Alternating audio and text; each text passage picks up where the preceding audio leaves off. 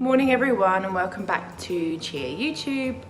Today I wanted to do a day of basically for all the people that might be doing Veganuary, what we eat in a day. So I'm going to start off with what we've got for breakfast. So this is a good start actually, because this is just to prove that you can't always and won't always be organised, but you can improvise. So yesterday was my birthday, good and bad. And so we kind of had a day out, and I didn't really think about what I was going to have the next day, where normally I'd be kind of organised. And I didn't realise I didn't have any lemons. So this morning, because I really like to have it first thing, and being pregnant, I've got to eat kind of first thing as well. I need it now before we go out. Chia is back open today for the first time since New Year's Eve. So we're gonna go to Chia, make sure everything's running smoothly, see if they need any help with anything, possibly get a smoothie or a juice, because why would I make a mess in my own kitchen when they can do it there for me? So this morning, I didn't have any lemons, like I said, so I improvised, and basically I've done some orange infused water instead. This is good still. It's not so liver cleansing, but it will be great for her vitamin C hit. I used far more lemons than far more oranges, sorry, than one orange. But yeah, I maybe used about 2-3 oranges in there. It tastes really good. Just making sure that I get a good substantial amount so that you're hydrated in the morning before breakfast. And yeah, I'll show you what I have for breakfast. Next is on to supplements. So I've mentioned supplements before. This is just what I take. So we've got the BioCare Vegan Omega-3, liquid vitamin D3, some selenium, some liquid zinc, some K2, a multivit, a B12, iron, and some kelp. So you only need a really tiny amount of kelp. I take kelp to help my thyroid work better.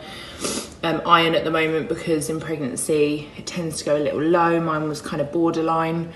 B12 I always take. A multivit I kind of take when I feel like I need to. K2 I haven't been taking that for too long, but I don't want the baby to have a vitamin K shot when it's born, so I'm hoping that this might help give the baby some extra vitamin K. Yeah, and selenium and D3 and zinc I always take, and so do I the Vegan Omega. These are tablets, so Archie won't take these, so instead I normally just make him a little concoction in the morning, and I put some flaxseed oil in it. He doesn't seem to notice. So we also take an acidophilus powder to help with gut health. So this is just a powder, you keep it in the fridge, and this will be added to my little juice that I have.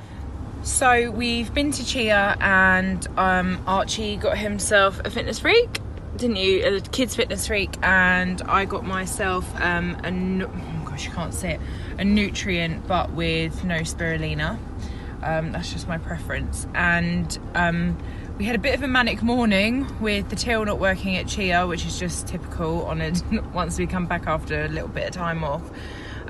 So when you're in a rush, smoothie is the best breakfast because it fills you up, getting lots of nutrition.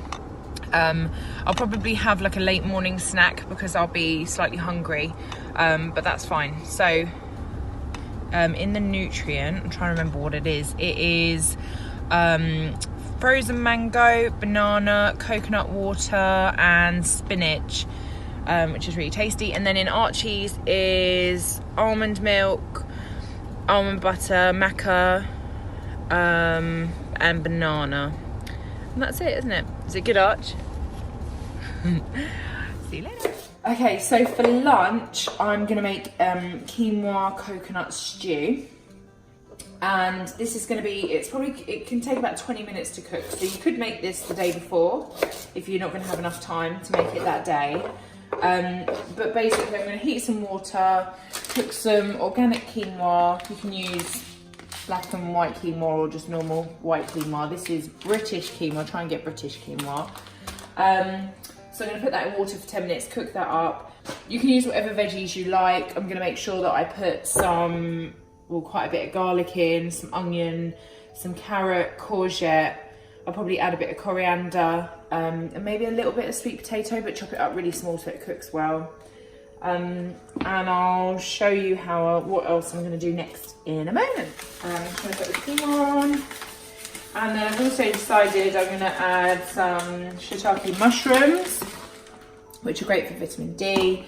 And yeah, so what I'm going to do is I'm going to put the vegetables in a pan, put a little bit of oil in, give them a couple of minutes just so that I can saute the onion. Then I'm going to add the coconut milk, and then once this quinoa is done, I'll add the quinoa, give it a good mix around. Voila.